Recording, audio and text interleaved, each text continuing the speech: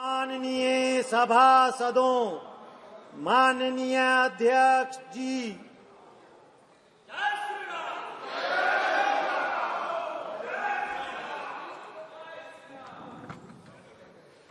माननीय सदस्यगण, जो घटना शून्यकाल के समय घटित हुई थी, उस घटना की लोकसभा अपने स्तर पर संपूर्ण जांच कर रही है और इस संबंध में दिल्ली पुलिस को भी आवश्यक निर्देश दे दिए गए हैं।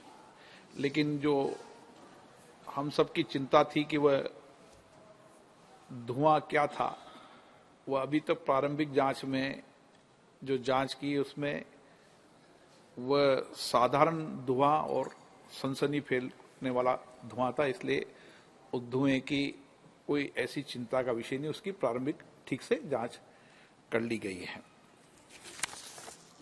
जिन माननीय सदस्यों ने आज नियम 377 के अधीन मामलों को उठाने के एक मिनट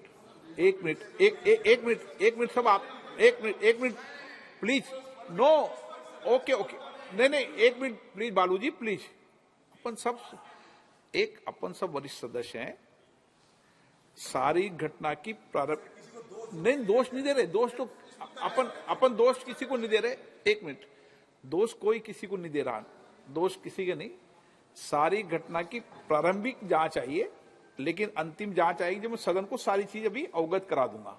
उस समय जो आपकी चिंता है वो पूरे सदन की चिंता है।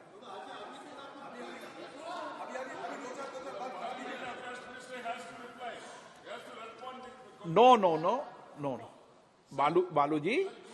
बालूजी आप सीनियर व्यक्ति हैं। हाँ, यस, ये जिम्मेदारी मेरी है और मेरी जिम्मेदारी है, कौन लोग आए, क्या लोग आए। नो, आप क्यों डिबेट कर रहे हैं, वो विषय नहीं। नो, देखिए अपन इस विषय को,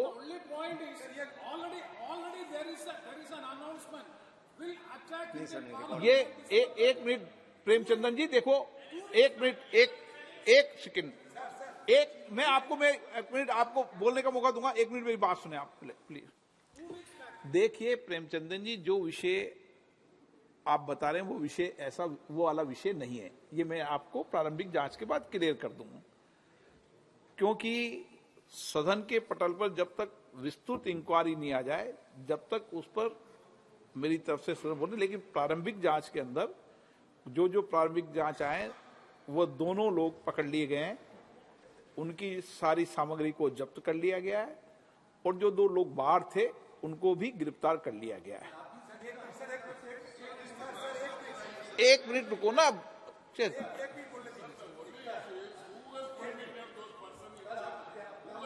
अच्छा बालूजी ने जो विषय उठाया, एक मिनट में बालूजी आपके विषय को बताता हूं, एक मिनट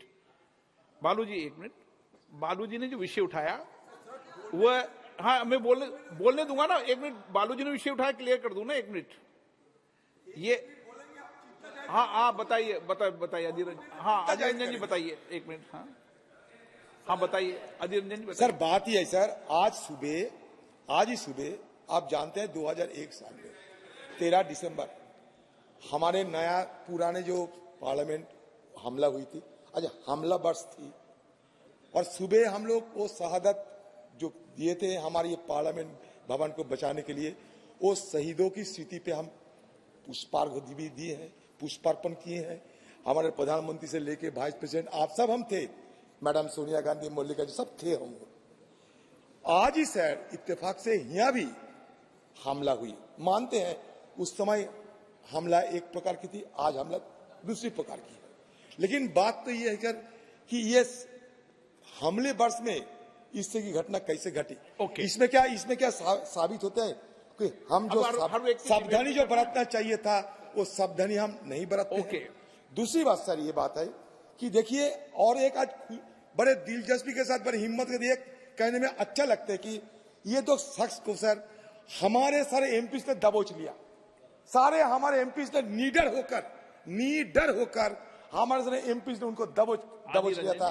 और तीसरी बात यह है सर, हमारे जो पार्लियामेंट की सब सिक्योरिटी है सर, अपने जो सिक्योरिटी जो निहत्ते वो पुराने सदन को बचाने में सफल हुई थी, वो निहत्ते हमारे लोग आज कमी दिखाई दे रहे हैं सर। ओके ओके, ये दिल्ली पुलिस कहां से आ गई, लेकिन हमारे निहत्ते जो सदन के हमारे छोटे मोटे ऑफिसर थे वो कहां गए? विषय बताता हूं उनको सर खाली कर दिया देखो, गया। इस पे वाद विवाद नहीं करना चाहिए, आप चिंता व्यक्त करनी चाहिए, वाद विवाद नहीं करना चाहिए। अच्छी बात है, अपन सब सीनियर व्यक्ति चिंता व्यक्त करना चाहिए, देश देखता है। Sir, we should be more cautious. That at the entry gate, hundreds of people वो विषय gather over there, and we the MPs, when we enter, it becomes a very difficult situation. And these people stay from 11 a.m. to 6 p.m. taking photographs, taking selfies, and nobody can guess who is MP, who is not. Okay, मैं Sir, today's incident is very serious, and no doubt. एक minute Sudeep जी, okay okay okay, ठीक, okay Sudeep जी, okay एक minute, okay मैं please, मैं एक सुनो मेरी बात, एक मिनट सुदीप जी, एक सेकंड प्लीज, एक सेकंड। सुदीप जी, जो आपने चिंता व्यक्त की है, मैं आपकी चिंताओं को, सदन के कांग्रेस दल के नेता की चिंता को, सत्ता पक्ष के लोगों की चिंता को, सबकी चिंता को समझता हूं।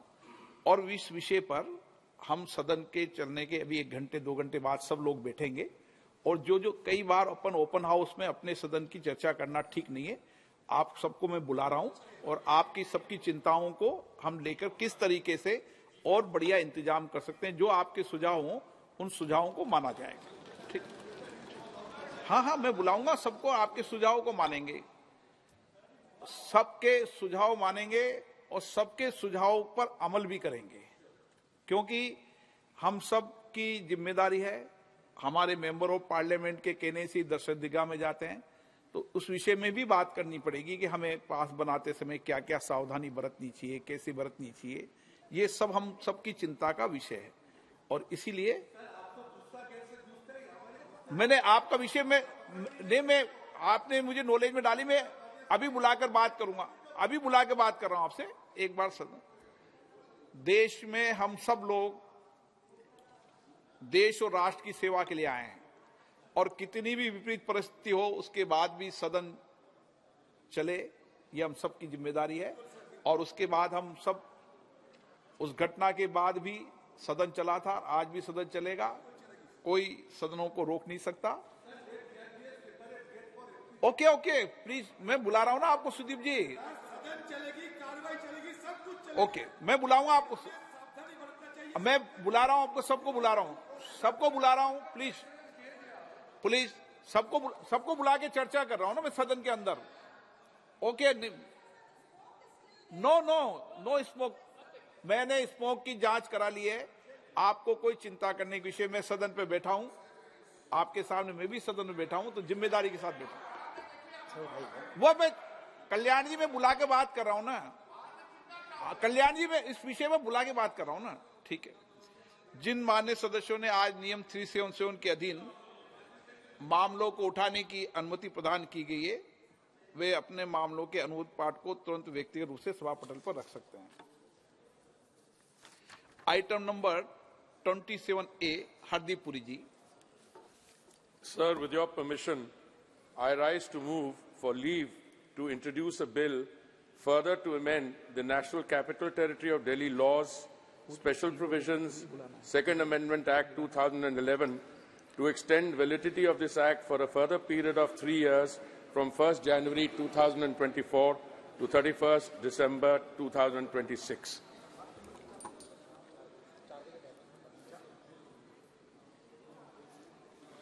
प्रश्न ये कि विधेयक को पुरस्कृत करने की अनुमति प्रदान की जाए। जो सदस्य इसके पक्ष में हाँ कहें, जो सदस्य विरोध में ना कहें। मेरे विचार में निर्णय हाँ वालों के पक्ष में, हाँ वालों के पक्ष में माननीय मंत्री जी विधेयक को पुरस्कृत करें। Sir, I introduce the bill, sir.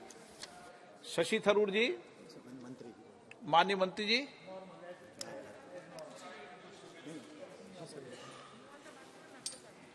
नहीं, एक मिनट, पहले शशि थरूर जी बोलेंगे इस विषय पर।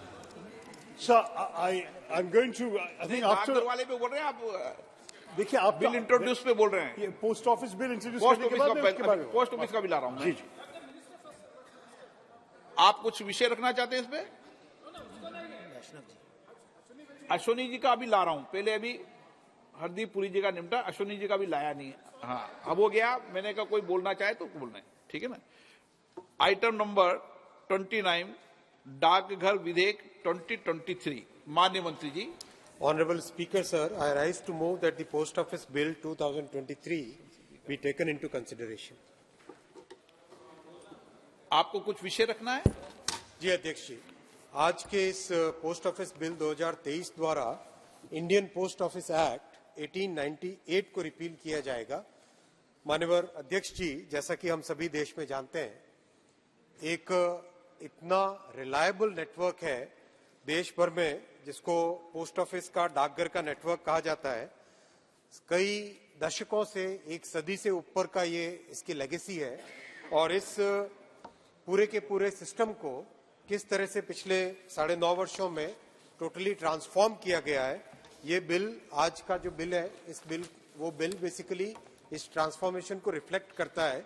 माननीय अध्यक्ष जी, पिछले 9 वर्षों में पोस्ट ऑफिस को मेल डिलीवरी से सर्विस डिलीवरी में कन्वर्ट किया गया है, पोस्ट ऑफिस से एक बैंकिंग सिस्टम में कन्वर्ट किया गया है।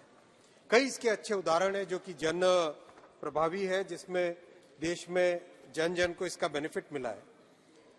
जैसे सर्विस डिलीवरी की बात करें तो पोस्ट ऑफिस के जरिए से पासपोर्ट बनाने की जो व्यवस्था बनी, उसके कई ऐसे अच्छे उदाहरण हैं। हिमाचल प्रदेश का एक उदाहरण है लाहौल स्पीति का। श्री संसार चंद जी, जिनको पासपोर्ट बनवाने के लिए पहले अगर शिमला जाना पड़ता तो 3 से 4 दिन लगते, आज वो कुल्लू मुख्य डाकघर में ही पासपोर्ट ऑफिस सेवा केंद्र के खुलने से एक ही दिन में पासपोर्ट बन जाता है। वैसे ही उड़ीसा के बोलांगीर जिले में आदर्श पड़ा में रहने वाले एक 62 वर्ष के भाई हैं श्री जगदीश चंद्र पात्रो, उनका पासपोर्ट बोलांगीर हेड ऑफिस में ही बन गया। इससे पहले इनको भुवनेश्वर 300-400 किलोमीटर दूर, 300 किलोमीटर दूर भुवनेश्वर जाना पड़ता था। वैसे ही माननीय अध्यक्ष जी, सर्विस डिलीवरी की इस भावना में एक बहुत अच्छी पहल की गई, डाक निर्यात केंद्र। डाक निर्यात केंद्र के माध्यम से बिल्कुल सुदूर रिमोट एरिया में रहने वाले जो हमारे भारत के नागरिक हैं, वो भी अपने हाथ से बनी हुई चीजें या फिर उस एरिया की लोकल चीजों को बहुत ही आसानी से डाकघर के माध्यम से निर्यात कर पा रहे हैं। जैसा एक एग्जाम्पल है, उत्तराखंड में रुड़की से बहन गंगा देवी डाकघर निर्यात केंद्र द्वारा फ्रांस, कनाडा, स्पेन को ब्रास के आइटम्स एक्सपोर्ट कर रही हैं। वैसे ही जोधपुर की एक बहन है कमला देवी प्रजापति, वो सिरामिक नॉब्स अमेरिका और कनाडा एक्सपोर्ट कर रही है। भागलपुर बिहार के भाई अहमद नदीम, आसपास में जो रेशम की साड़ी और कपड़े का जो काम होता है, उसकी जो कतरन होती है माननीय अध्यक्ष जी, उसकी बेकार सामग्री से बना के पर्दे, सोफा कवर, पिलो कवर इत्यादि बनाते हैं और ऑस्ट्रेलिया, कनाडा, ब्रिटेन को एक्सपोर्ट करते हैं डाक निर्यात केंद्र के जरिए से। वैसे ही गोवा में बहन मोना डिसूजा है, वो पर्सनलाइज्ड फोटो फ्रेम सिंगापुर और यूएई निर्यात करती है। अध्यक्ष जी, डाकघर को डाक डिलीवरी से सर्विस डिलीवरी में कन्वर्ट किया और साथ ही साथ डाकघर को एक तरीके से पोस्ट ऑफिस से बैंकिंग सिस्टम में कन्वर्ट किया।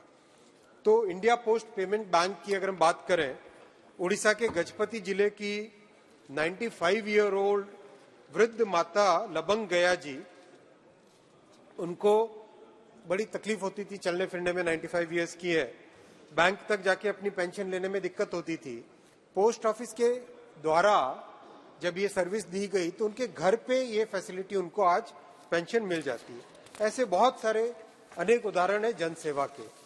तो माननीय अध्यक्ष जी, पासपोर्ट सेवा केंद्र से आज करीब करीब अब तक 1.25 करोड़ से अधिक देशवासियों को इसका लाभ मिल चुका है। देश में करीब करीब 10 करोड़ 36 लाख लोग ऐसे हैं जिन्हें घर बैठे अब तक 29,000 करोड़ रुपए से ज्यादा का बेनिफिट घर तक पहुंचाया जा चुका है। किसी भी बैंक के अकाउंट होल्डर हो, पोस्ट ऑफिस के इलेक्ट्रॉनिक डिवाइस से आधार इनेबल्ड तरीके से अच्छे से आसानी से कनेक्ट करके आज सरकार की जो सुविधाएं हैं, जो लाभ है, वो लोगों को घर तक मिल रहे हैं पोस्ट ऑफिस के जरिए से। मैं सभी मान्यवर सांसदों से भी निवेदन करूंगा कि आप भी अपने क्षेत्र में इस फैसिलिटी का उपयोग कराएं और जितना हो सके अपने क्षेत्र के निवासियों का पोस्ट ऑफिस में इंडिया पोस्ट पेमेंट बैंक में अकाउंट खुलवाएं तो उनका जो लाभ है वो लाभ आराम से घर बैठे मिल सकता है। माननीय अध्यक्ष जी, पोस्ट पेमेंट बैंक के जरिए से करीब करीब 8 करोड़ कस्टमर है, जिसमें से 3.5 करोड़ कस्टमर तो बहनें हैं। तो ये आज इतनी बड़ी सुविधाएं भारत के प्रधानमंत्री श्री नरेंद्र मोदी जी ने दी है, जिससे जन जन के जीवन में एक बहुत बड़ा परिवर्तन आया है। अध्यक्ष जी, मैं एक और विषय आपके सामने रखूंगा। 2004 से 2014 तक इस पुराने विस्तृत नेटवर्क को एक तरीके से श्रिंक करने की कमजोर करने का प्रयास किया गया। करीब 660 पोस्ट ऑफिस बंद किए गए 4 से 14 वाले पीरियड में। लेकिन मोदी जी ने आने के बाद में एक बार फिर इस पूरे नेटवर्क को मजबूत बनाने का हाथ में बीड़ा उठाया और मजबूत बनाने के लिए कई कदम उठाए, जिसमें 5000 नए डाकघर खोले गए और सभी को 5 किलोमीटर के दायरे में सुगम बैंकिंग सर्विस मिल सके डाकघर के जरिए से, पोस्टल बैंक के जरिए से।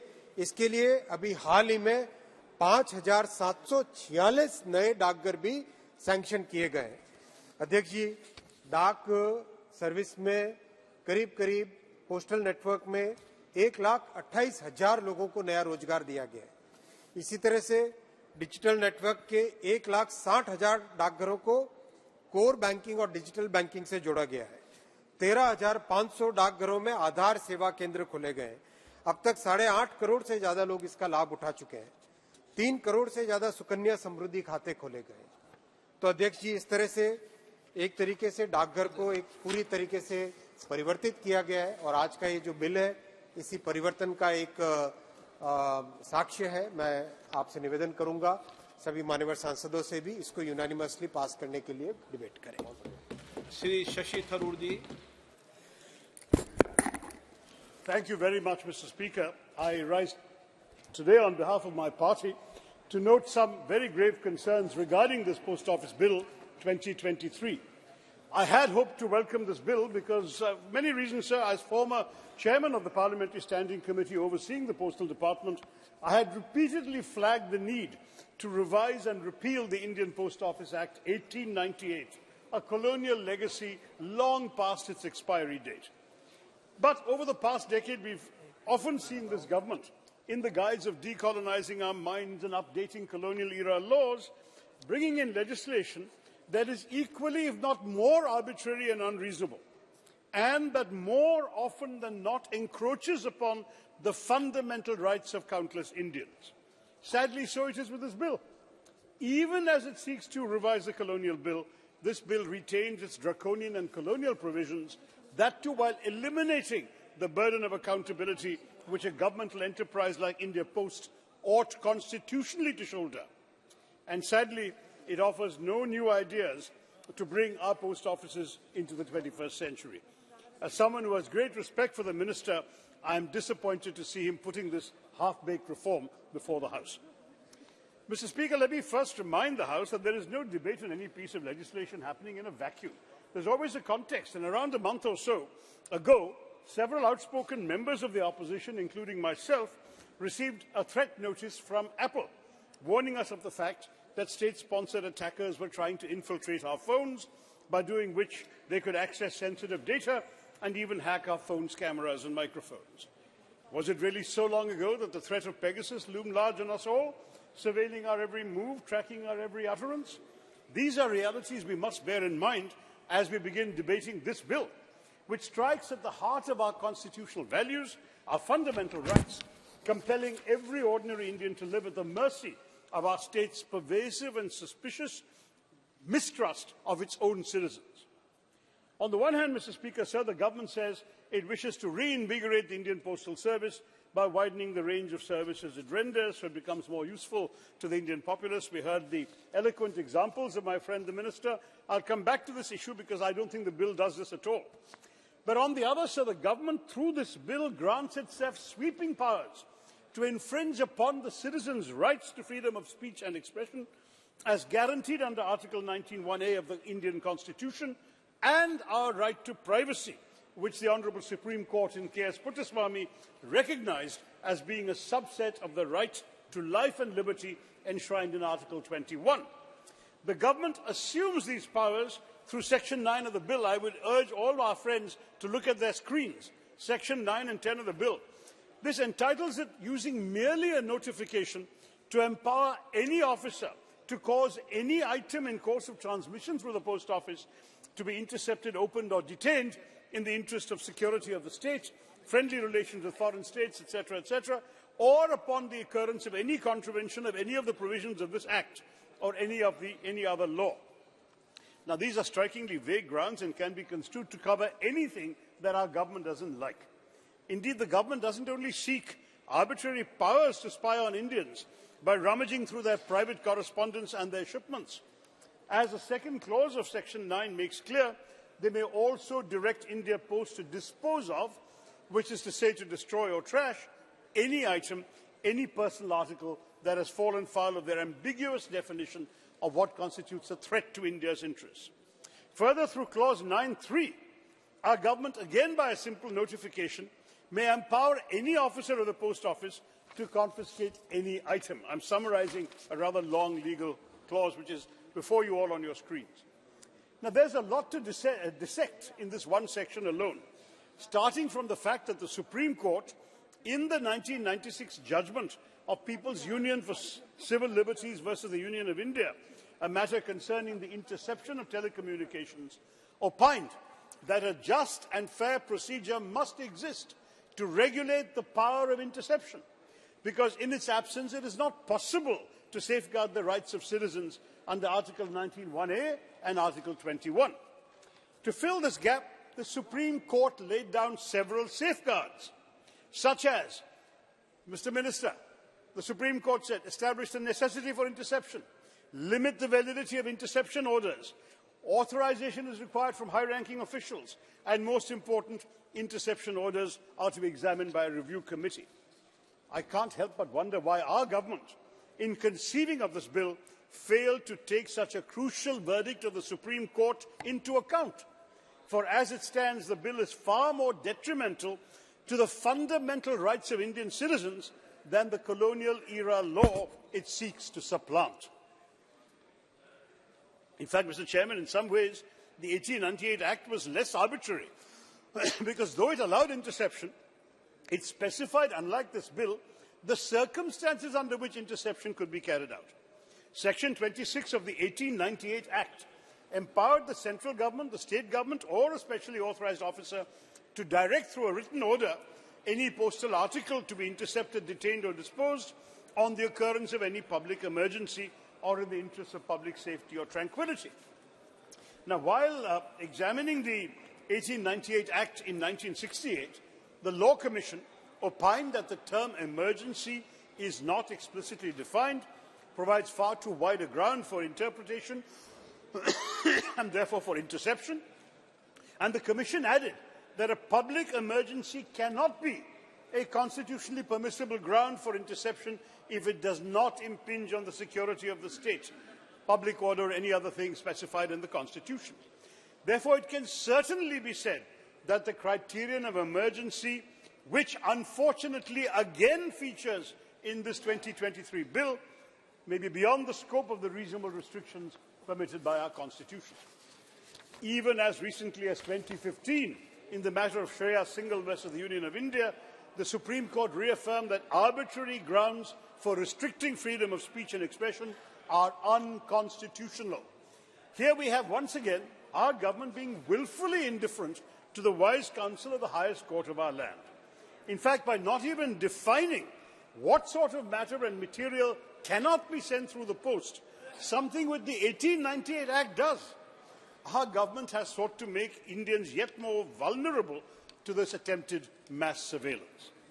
So Section 9 of the Post Office Bill 2023 not only grants the government Orwellian powers to intrude into our lives by intercepting, detaining, destroying our correspondence or our consignments, it also does not provide for any mechanism whereby the concerned citizen can even be informed of their correspondence or consignment having been intercepted, and whereby they can contest India Post's decision to intercept, detain or destroy their correspondence. In other words, there is simply no grievance redressal mechanism in the bill, an absence which is felt all the more keenly if you just scroll down to section 10. By keeping Indians in the dark as to the interception, detention or destruction of their correspondence and consignments, and by not allowing them to contest these decisions, which are inherently arbitrary, our government has violated every principle of natural justice and due process of law, because in cases like these, neither will it bother to listen to the other side, nor will it grant the concerned citizen the right to make a case for themselves. In this regard, the 2023 bill is also violative of Article 14 of our Constitution. The problem of this bill's not having a grievance redressal mechanism becomes especially agonizing when we look at Section 10. What an irony it is, Mr. Chairman, sir, that today the private courier services in our country are far more accountable to the people of India than the Indian Postal Service, which is an undertaking of the central government. While the Consumer Protection Act of 2019 holds our private couriers to account, that does not apply to India Post. And now, pursuant to the second clause of this bill's Section 10, no officer of the Post Office shall incur any liability with regard to a service provided by the Post Office unless the officer has acted fraudulently or willfully caused loss, delay or misdelivery. Now, this clause bolsters our government's power to intercept, detain or destroy our postal articles without being in any way accountable to the people of India. We also cannot hold postal workers liable for loss, delay or misdelivery, for then will commence a debate about whether the omission was committed willfully or with a fraudulent intent, plunging the ordinary Indian citizen into endless red tape. Indeed, because the bill does not provide for a grievance redressal mechanism, Indians have absolutely no avenue to hold the Postal Service liable, and because the Consumer Protection Act does not apply to India Post, the people of India are not entitled to compensation should they incur any loss or damage owing to the Post Office's negligence. Interestingly, the prescription of liability is itself a power that the government assigns itself. If you look at Section 10(1), notwithstanding anything in any other law for the time being in force, the Post Office shall not incur any liability, except such liability as may be prescribed with regard to a service provided by the Post Office. Now, Mr. Chairman, sir, I must say to the Minister that when you yourself can decide where you will be accountable to the people, when you yourself can choose whether you want to be accountable to the people and how much you are accountable to the people, that means you are not accountable at all. That is the broad meaning of this outrageous drafted bill. To send across a letter or parcel through India Post is to fling it essentially into a black hole, with no accountability whatsoever as to whether it will reach its destination or be received by whoever you're sending it to. What's more, you would not even get to know what happened with your letter or parcel, because nowhere in the bill does there exist any provision to notify the concerned citizen that their item has been intercepted. Now, this is profoundly worrying. It would have been one thing to exempt postal workers from liability relating to intercepting items, that the bill does not even consider them liable for such blatant wrongs as loss, misdelivery, delay or damage is downright unacceptable, not least for those e-commerce portals that are the backbone of digital India and that choose to deliver their products through India Post. I love those examples our minister gave us. Miss so-and-so here, Begum so-and-so there, and so on, have been sending those items. But under this law, if those items are damaged, misdelivered, stolen, no one will know anything. They won't even be notified. What kind of bill is this, Mr. Chairman? All in all, Section 10 might well be interpreted as the government absolving the employees of the Indian Postal Service, even though they are public servants, of the accountability that all public servants legally have to the citizens they serve. Moreover, given that India Post is planning to add an array of financial services and products to its portfolio, it is imperative, especially while rendering services where citizens' sensitive data is involved, that we proceed with the utmost caution, protecting our consumers, our citizens from fraud, data breaches and similar transgressions. I should like to remind this House that it's only by strictly ensuring that postal workers are liable for wrongdoings that we will succeed in reinvigorating India Post. Ultimately, in the absence of a grievance redressal mechanism, the citizens will have no option but to seek justice by moving the courts in accordance with Articles 32 and 226 of our Constitution, and that will merely increase the pendency of cases piled on top of our already overburdened judiciary. Mr. Chairman, sir, let me draw your attention to the fact that the Indian Post Office Act of 1898, this colonial law, was far more accountable to the Indian people than this new law, which is presented to us as a break from the colonial past. Under the 1898 Act, for instance, the illegal opening of postal articles by a postal officer was punishable with imprisonment for up to 2 years, or a fine, or both. In stark contrast, under this bill, 2023, there is no repercussion for such a flagrant violation of our right to privacy. As I have already mentioned, the bill in Section 10 states that no officer will be liable with regard to a service rendered by India Post.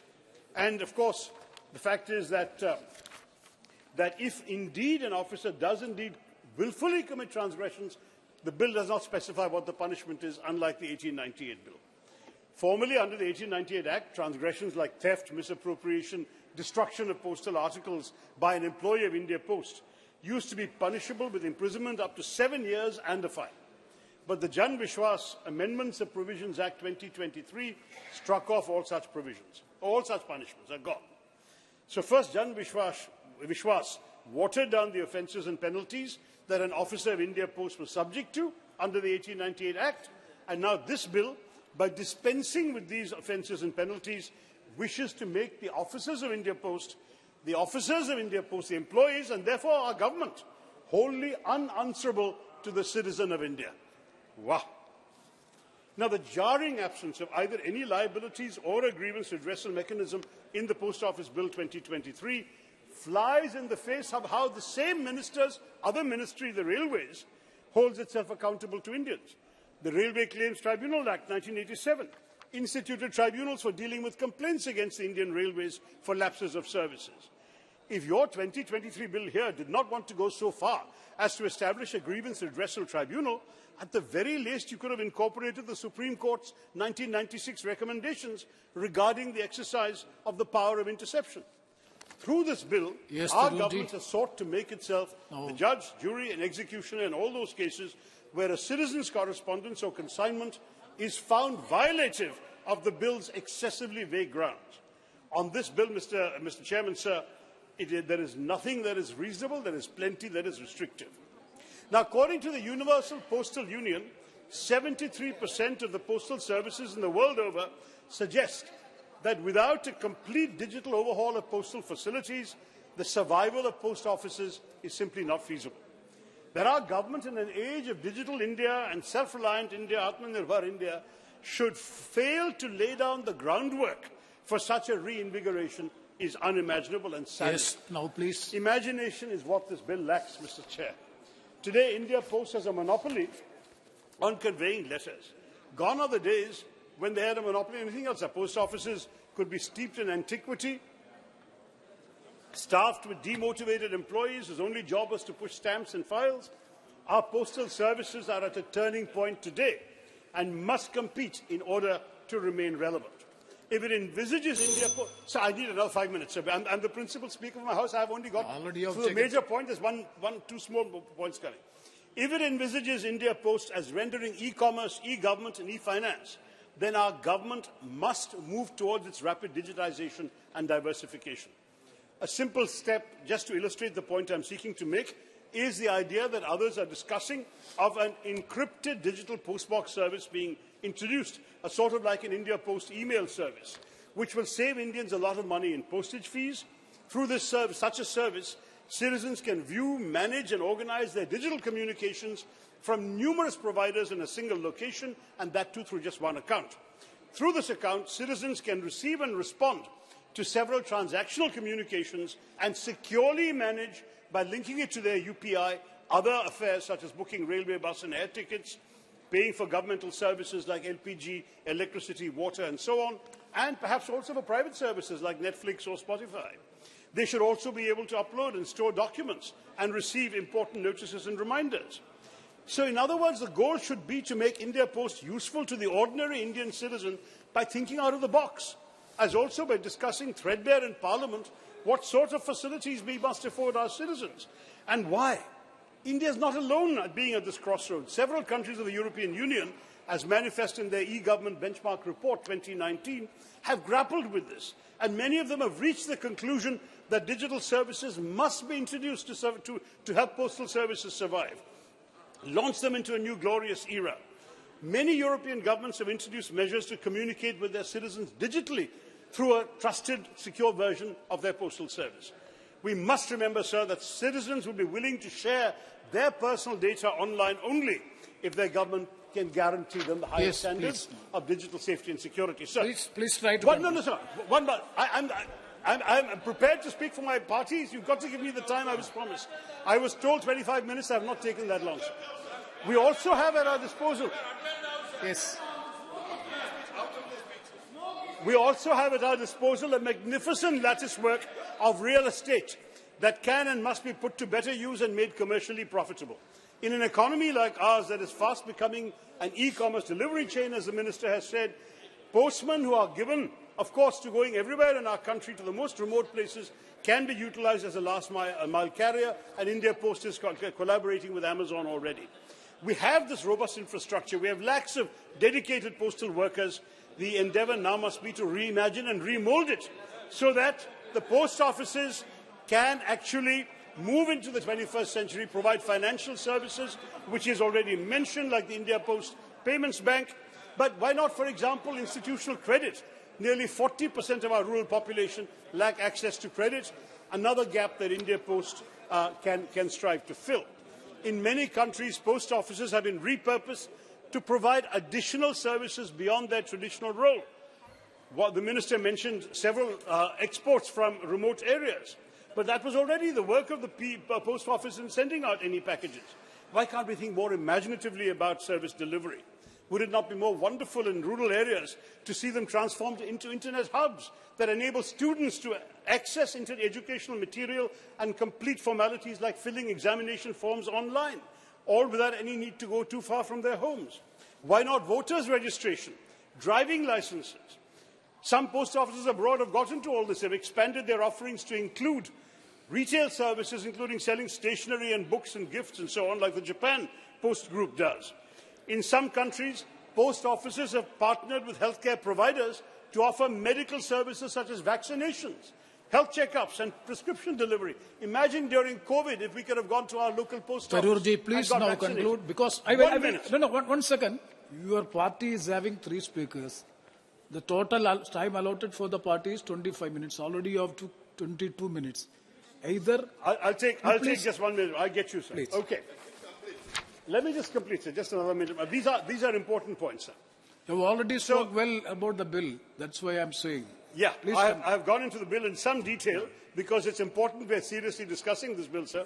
But anyway, just to add, I will try and conclude very quickly by just pointing out that the Minister's goals he mentioned are all laudable aspirations. They're crucial for the reinvigoration of India Post.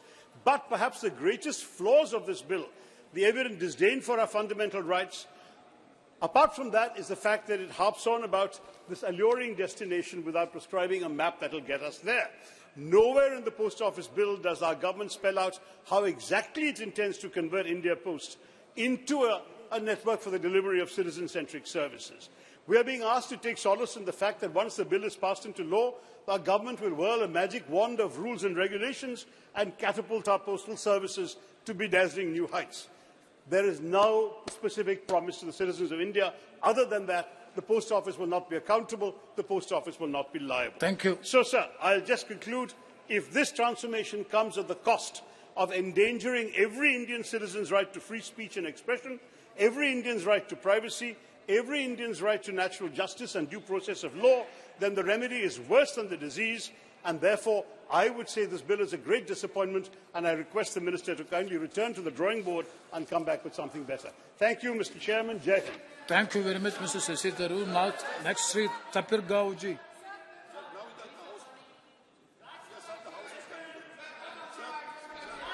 No. No, please.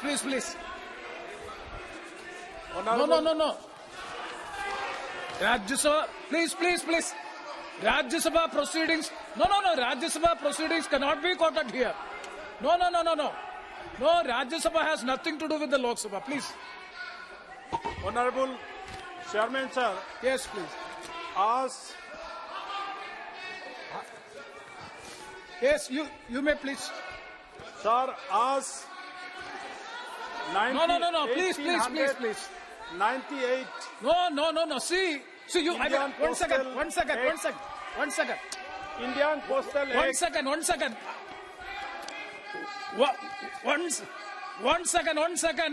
One second. No. Honorable. Then you start. ये 125 साल एक पुराना British legacy act को आज postal bill the post office bill 2023 को मैं समर्थन करने के लिए खड़ा हुआ हूँ। आज ये Congress No. One second. Yes, Adhir. Sir अभी ये खबर मिली है कि जिस दो शख्स ने ये गैलरी में आई थी वो बीजेपी पार्टी के किसी एमपी उनका ही पास लेकर ये दोनों सदन में घुसे थे। तो कहाँ सुरक्षा है कि बीजेपी की एमपी खुद। Yes. See, all the honorable speaker has already.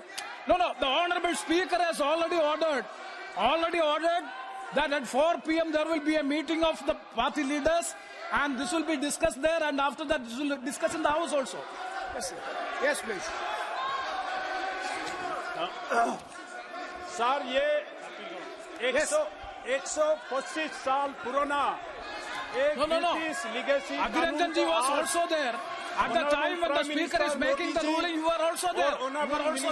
असनी जी इस बिल को लेके आ रहा है और इस बिल के माध्यम से आज कांग्रेस इतना चिल्ला रहा है। कांग्रेस का जमाना में 2004 से लेके 2014 तक ये 664 पोस्टल ऑफिस बंद करवाया गया, लेकिन मोदी जी आने के बाद 2014 to 2023 5,000 नया पोस्ट ऑफिस खुलवा दिया और इसी साल 5,746 पोस्टल और देश भर में खुलने जा रहा है और खुल रहा है। इसलिए इस पोस्टल के माध्यम से हमारा दूर दराज बाहरी इलाका में और गांव में सारा पोस्टल का सुविधा मिल रहा है और ड्यूरिंग कोविड में भी पोस्टल का इतना सुविधा उपयुक्त पब्लिक ने मिला है और इसको मोदी साहब ने और असली साहब ने इस चीज को आगे ले जा रहा है। आज पोस्ट ऑफिस में हिंदुस्तान में 28 करोड़ अकाउंट खुला गया और इसमें 17 लाख करोड़ डिपॉजिट भी किया हुआ है पैसा और इसका माध्यम से सुकन्या समृद्धि में 3 करोड़ अकाउंट भी खुला है और साथ में 1,41,000 करोड़ डिपॉजिट देश भर में हो रहा है और साथ में महिला सम्मान सेविंग सर्टिफिकेट के ओर से 21 लाख का अभी सेविंग सर्टिफिकेट हुआ है। साथ में ये पोस्टल ऑफिस जो है, ये पोस्टल सर्विस जो है सिटीजन सेंट्रिक एक सर्विस है और हमारा ऑनरेबल मेंबर ऑफ पार्लियामेंट और साहब बोल रहा था अगर नया कानून लाता है तो देश का अच्छाई के लिए सर्विस का अच्छाई के लिए ही लाता है। तो इसलिए आप हर चीज को कांग्रेस इसका विरोधी में आप निकल जाता है, पब्लिक सेवा को आप लोग भूल जाता है। साथ में यहाँ पोस्टल ऑफिस में तो ये पासपोर्ट सेविंग साथ सेवा केंद्र बना दिया। आज इस पोस्टल पासपोर्ट सेवा केंद्रों में आज तक 438 सेंटर्स देश भर में खुला है जिसमें 1,25,00,000 एप्लीकेंट को सुविधा मिला है। साथ में मैं आधार एनरोलमेंट में भी 8,500 सेंटर देश भर में खुला है इस पोस्टल माध्यम के तरफ से, और इसमें 8,83,000 करोड़ कस्टमर को इसका ट्रांजैक्शन होने का सुविधा मिला है। और साथ में मोदी जी का नेतृत्व में आज इंडियन पोस्ट पेमेंट बैंक, ये आज एक कांग्रेस का समय में, कांग्रेस का रूल में, ये एक institutions and organizations which are to be close in the country, लेकिन मोदी जी ने जैसे इस चीज को बैंक पोस्टल सर्विस को आगे बढ़ाया, 650 branches with 1,54,000 account point hub office में खुला है, और साथ में इसमें If you go back to the seats, I will. No, crore, if you go back to the seats, crore, I will give the opportunity. I will give the opportunity. और इसमें 8,800 crore deposit हुआ है। When the साथ में speaker हमारा was here, other when Shashi Tharoor was speaking, no disturbance was there. PS में 10 No crore का interruption was there. Transaction देश No, भर में no. हुआ है। साथ में डीबीटी 3.5 करोड़ अकाउंट खुला है। तो ये एक पब्लिक को, हमारा देशवासियों को, जो गांव और दूर दराज हिमालय में बसे लोगों को भी इस पोस्टल सर्विस से बहुत लोगों को सुविधा मिल रहा है। इसलिए इस कानून को मैं समर्थन करता हूं, और ये कांग्रेस वासियों को भी, ओपोनेंट लोगों को भी मैं ये रिक्वेस्ट करूंगा, ये पब्लिक सेवा के लिए ये कानून अमेंड करने के लिए 125 साल के बाद लाया है। तो इसलिए हम सब मिलके इस बिल को पास करना है, ताकि गरीब जनता को और गरीबों को देश भर में सुविधा मिले और इसका सेवा मिले। इसलिए मैं इस चीज को समर्थन करता हूं। और साथ ही इसमें मैं ऑनरेबल मिनिस्टर को यही रिक्वेस्ट करूंगा कि हम गांव दूर दराज इलाकों में जो बसे हैं, इसके लिए भी इसका सुविधा होने के लिए नेशनलाइज्ड बैंक दूर दराज इलाका में सर्विस दे नहीं पाता है। इसलिए ये इस पोस्टल सर्विस से हिमालयन बेल्ट में दूर दराज गांव में इस पोस्टल सर्विस का अकाउंट खुले, सेंटर खुले, ताकि हमारा गरीब जनता इसका उपयोग मिले, और देश भर में इसको फैला देना चाहिए, ताकि हम गरीब जनता इसका सहायता मिलेंगे और उपयोग यूज करेंगे। इन चंद शब्दों के साथ मैं इस बिल को समर्थन करता हूं। नमस्कार, जय Hind. Thank you. Next, Srimati K. Kanimori. Kanimori ji speaking. Speaker sir.